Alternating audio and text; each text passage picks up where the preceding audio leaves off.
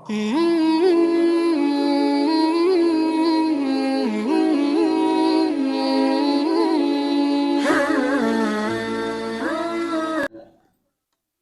لله رب العالمين وبه نستعين على أمر الدنيا والدين. أشهد أن لا إله إلا الله وحده لا شريك له وأشهد أن محمدا عبده ورسوله لا نبي ولا رسول بعده. صلاة والسلام على نبينا وعلى آله وصحبه ومن تبعهم بإحسان إلى يوم الدين. Jamaah salat subuh yang dimuliakan oleh Allah Subhanahu wa taala.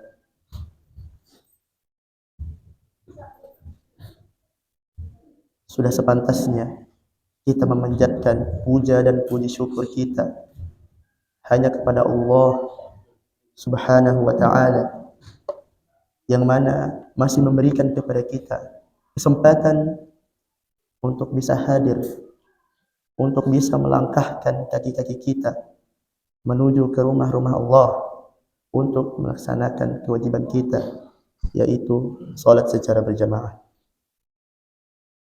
Kemudian salawat serta salam kita curahkan kepada baginda Nabiullah Muhammad sallallahu alaihi wasallam, kepada keluarganya, sahabat-sahabatnya, dan para pengikut-pengikutnya yang senantiasa istiqomah di jalannya hingga hari kiamat kelak. Jamaah salat subuh yang dimuliakan oleh Allah Subhanahu wa taala. Nabi sallallahu alaihi wasallam menyebutkan dalam hadisnya ada 3 perkara yang membinasakan seorang hamba. Beliau bersabda, فَأَمَّا الْمُهْلِكَاتِ, 3 perkara yang membinasakan. فَشُحٌ مُطَاعٌ, kekikiran yang ditaati. وَهَوًى مُتَّبَعٌ, hawa nafsu yang diikuti.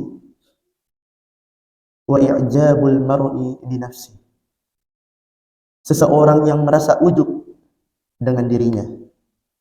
Hadis disahihkan oleh Syekh Albani rahimahullah. 3 perkara ini hendaknya kita senantiasa untuk memeriksa apakah ada 3 perkara ini dalam diri-diri kita, jemaah sekalian.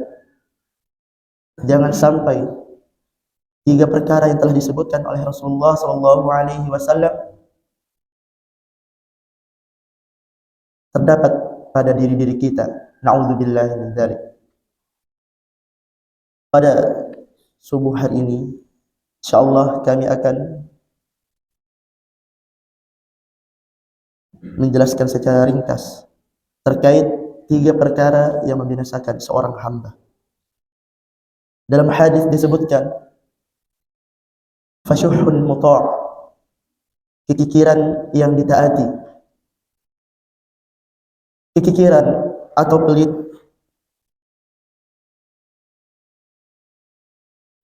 yang melilit hati-hati kita akibat cinta dunia yang berlebihan. Orang yang kikir hakikatnya dia tidak beriman kepada Allah, tidak beriman akan balasan dari Allah Subhanahu wa taala ketika ia sedang bersedekah. Padahal Allah Subhanahu wa taala telah berjanji bahwasanya orang-orang yang bersedekah pasti Allah akan gantikan dengan yang lebih baik di dunia maupun di akhirat kelak. Sedekah tidak mengurangi harta-harta kita, jemaah sekalian. Sebagaimana Rasulullah sallallahu alaihi wasallam bersabda, "Ma naqasat shadaqah min malin." Tidaklah sedekah mengurangi harta-harta kita. Ini janji dari Allah dan Rasulnya. Maka orang yang pelit seakan dia tidak percaya dengan janji-janji Allah, seakan dia menganggap kalau dia mengeluarkan hartanya dan berinfak di jalan Allah, itu akan menjadikan dia jatuh miskin dan fakir. Padahal tidak demikian jamaah sekalian. Justru kebalikannya. Orang yang bersedekah, orang yang berinfak, mereka didoakan oleh dua malaikat agar diganti oleh Allah Subhanahu wa taala. Sebagaimana disebutkan dalam hadis, terdapat dua malaikat yang setiap harinya turun. Yang satu berdoa, Allahumma a'ti munfiqan khalafan. Ya Allah, berikan ganti bagi orang-orang yang berinfak. Kemudian malaikat yang satunya juga mendoakan, Allahumma a'ti mumsikan talafan. Ya Allah, binasakan harta-harta orang yang pelit. Dia tidak sadar bahwasanya pelit itu hakikatnya merusak dan membinasakan harta-hartanya. Maka dari itulah berapa banyak orang-orang yang pelit, kemudian mereka mudah terkena yang namanya penyakit dengki. Berapa banyak orang-orang yang pelit, bahkan sampai menumpahkan darah orang-orang yang ia dengki kepadanya. Jamaah yang dimuliakan oleh Allah Subhanahu wa taala, perkara pertama yang Rasulullah SAW ingatkan kepada kita ini, yaitu kekikiran yang ditaati. Seorang muslim yakin akan kehidupan akhiratnya. Seorang mukmin yakin bahwa kalau ia bersedekah, maka Allah pasti akan ganti hartanya. Allah akan berkahi harta-hartanya. Oleh karena itu, jamaah sekalian, lihatlah para sahabat. Mereka berlomba-lomba untuk bersedekah agar Allah membalas sedekah tersebut di akhirat kelak, jamaah sekalian. Kemudian perkara kedua yang disebutkan oleh Rasulullah SAW, yaitu wahwan muttaba', hawa nafsu yang diikuti. Yang kedua ini lebih berat lagi, jemaah sekalian. Allah Subhanahu wa taala menyebutkan dalam Al-Qur'an bahwasanya manusia yang paling sesat di dunia adalah mereka yang mengikuti hawa nafsunya. Sebagaimana Allah taala berfirman, "Wa man adalla mimman ittaba'a hawah bighairi hudan minallah." Siapakah yang paling sesat dari orang-orang yang mengikuti hawa nafsunya tanpa petunjuk dari Allah Subhanahu wa taala? Dalam firman Allah ini, jemaah sekalian, kita melihat Allah sampai bertanya kepada kita, siapakah yang paling sesat? Kira-kira siapa yang paling sesat dari orang-orang yang mengikuti hawa nafsunya? Ini menandakan, ya, orang-orang yang mengikuti hawa nafsunya itu adalah orang yang paling sesat di dunia ini, ya. Jadi orang yang mengikuti hawa nafsu ini, jamaah sekalian, walaupun ia memiliki ilmu yang banyak tentang agama, tentang dunia, ia akan tersesat di jalan. Lihatlah bagaimana Allah Subhanahu wa taala menyebutkan dalam Al-Qur'an tentang kisah si Bal'am yang telah Allah ajarkan kepadanya ayat-ayatnya. Namun apa yang terjadi, jemaah sekalian? Ia terlepas dari ayat-ayat Allah. Ia tinggalkan ayat-ayat Allah demi untuk mendapatkan hawa nafsunya. Sebagaimana Allah berfirman, "Watslu 'alaihim naba'al ladzi atainahu ayatina." Bacakan kepada mereka tentang kisah orang yang telah kami ajarkan ayat-ayat kami kepadanya. Fansalakha minha wattaba'ahu asy-syaitan fakana minal ghawin. Lalu ia lepas dari ayat kami, lalu setan pun mengikutinya, dan jadilah ia orang-orang yang tersesat.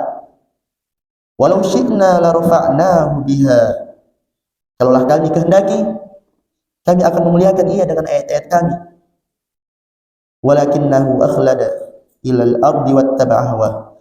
Akan tetapi ia lebih condong kepada dunia dan mengikuti hawa nafsunya. Surah Al-A'raf. Allah menyebutkan dalam Al-Quran bahwa orang yang mengikuti hawa nafsunya, mempertuhankan hawa nafsunya, maka Allah akan sesatkan ia di atas keilmuannya tersebut. Allah tutup mati hatinya, telinganya, dan juga matanya, sehingga tidak lagi bisa membedakan mana yang hak dan mana yang batil. Allah Ta'ala berfirman, "Afara'aita man ittakhadha ilahahu hawah wa adallahu Allahu ala ilmi." Bagaimana pendapatmu tentang orang-orang yang mempertuhankan hawa nafsunya dan Allah sesatkan ia di atas keilmuannya? Ilmu yang banyak jamaah sekalian percuma ya, tidak akan ada manfaatnya apabila pelakunya senantiasa mengikuti hawa nafsunya. Seorang yang mengikuti hawa nafsu dan beragama sesuai dengan hawa nafsu, orang seperti ini akan sulit kembali kepada kebenaran jamaah sekalian. Bahkan jika ditegakkan kepadanya 1000 dalil pun, dia tidak akan pernah menerimanya, karena yang dia ikuti adalah hawa nafsunya. Maka kewajiban kita jamaah sekalian yang dimuliakan oleh Allah Subhanahu wa taala, menundukkan hawa nafsu kita sesuai dengan kitabullah dan sunnah Rasulullah sallallahu alaihi wasallam.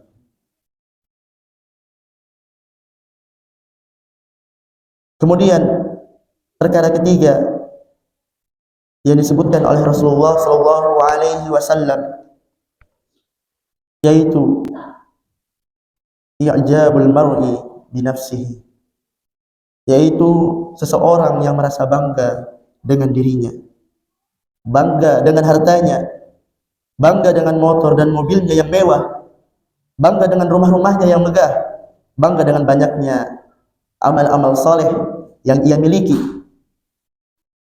Perkara ini jamaah yang dimuliakan oleh Allah Subhanahu wa taala adalah perkara yang membatalkan amalan-amalannya tersebut bila ia merasa ujub dengan amalan-amalannya. Rasulullah sallallahu alaihi wasallam bersabda, "Lau lam takunu tudnibun khasyitu alaikum ma huwa akbaru min dzalik al-ujub." Kalaulah kalian tidak berbuat dosa, maka aku khawatir kalian akan ditimpa dengan perkara yang lebih berat dari dosa, yaitu merasa bangga dengan banyaknya ibadah. Hadis riwayat Al-Baihaqi. Ujub membatalkan amalan-amalan kita jamaah sekalian. Seseorang yang merasa ujub dengan kendaraannya, dengan hartanya, dengan dirinya, ia terancam diadab dalam kuburnya. Rasulullah sallallahu alaihi wasallam bersabda, "Bainama rajulun yamshi qad a'jabathu jummatuhu wa burdahu." Ketika seseorang berjalan, ia merasa ujub atau ia merasa bangga dengan rambutnya yang bagus dan pakaiannya yang indah. Id khusifa bihil ard. Tiba-tiba Allah tenggelamkan ia ke dalam bumi.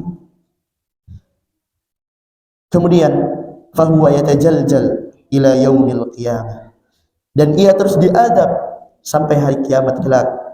Na'udzubillahi min dzalik. Jamaah yang dimuliakan oleh Allah Subhanahu wa taala, banyak di antara kita memiliki barang yang mewah. Kita ujub dengan barang tersebut. Ada orang yang punya motor yang sangat mewah dan mahal, kemudian ia mengendarainya dengan penuh rasa bangga dan kesombongan. Hakikatnya jamaah sekalian, benda itulah, harta itulah yang akan menjerumuskan kita ke dalam api neraka. Disebutkan Aisyah radhiyallahu anha pernah merasa bangga dengan pakaian yang ia pakai. Maka kemudian Aisyah segera sadar, dibukanya pakaian itu dan segera dia infakkan di jalan Allah Subhanahu wa taala.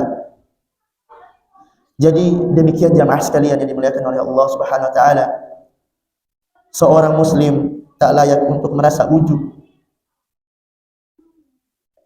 tak layak untuk merasa yang namanya bangga pada dirinya dan juga sombong dengan harta-hartanya atau kelebihan-kelebihannya, karena sesungguhnya semua itu adalah pemberian dari Allah Azza wa Jalla. Jamaah yang dimuliakan oleh Allah Subhanahu wa taala,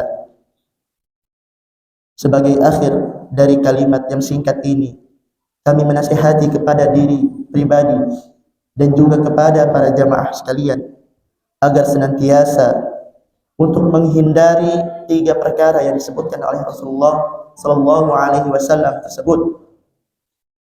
Perkara yang membuat kita binasa di dunia dan di akhirat kelak. Semoga Allah senantiasa mengistiqomahkan kita di jalan sunnah Rasulullah sallallahu alaihi wasallam. Kita tutup dengan doa kafaratul majelis. Subhanakallahumma wa bihamdik, asyhadu an la ilaha illa anta, astaghfiruka wa atubu ilaik. Assalamualaikum warahmatullahi wabarakatuh.